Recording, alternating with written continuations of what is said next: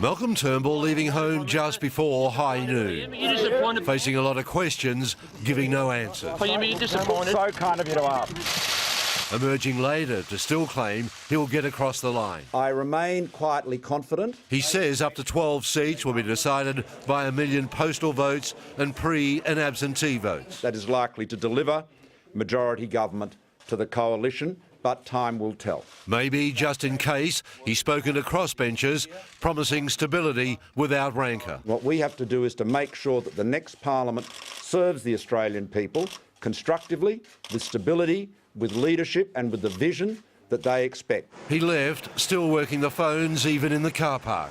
There's good swings and better swings. But some swings just aren't big enough, though Bill Shorten's still refusing to give up. Whilst we don't know who the winner was, there's clearly one loser. Malcolm Turnbull's agenda for Australia and his efforts to cut Medicare. He's also spoken to the crossbench in case the numbers do fall his way. The Labor Party is committed to making this parliament work, and we certainly look forward to working with all people of goodwill. Here comes the crusher. As votes came in last night, Liberals went out. Former Minister Jamie Briggs, a victim of a night out in Hong Kong and the Xenophon X Factor. That is my end to public life. A sea of blue turned red in Queensland, in Sydney's west and in Tasmania, a Liberal wipeout. So no more. When they stopped counting, the Electoral Commission had the coalition with 67 seats, down 23. Labor 71, up 16, 5 independents or minor parties and 7 seats undecided.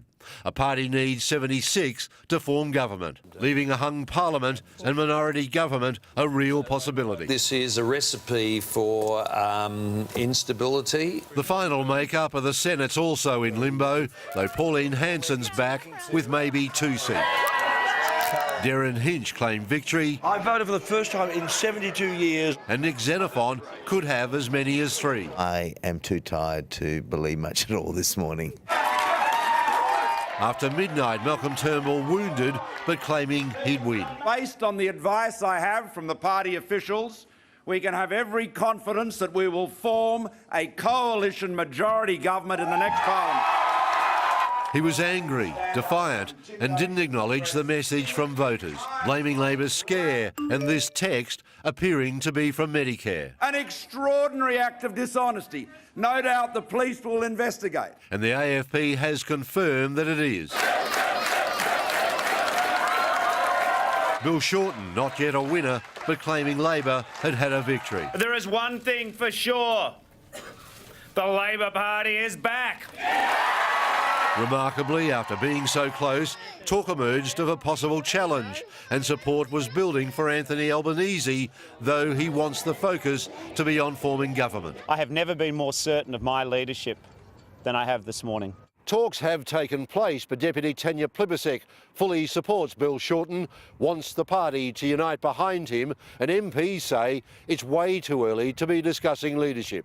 A clearly deflated Tony Abbott wouldn't talk about the Liberals' future. You're an available option for leadership, sir? We don't know the outcome of the election yet. Today is not a day for speculation, it's a day for taking stock. But the right of the Liberal Party will circle.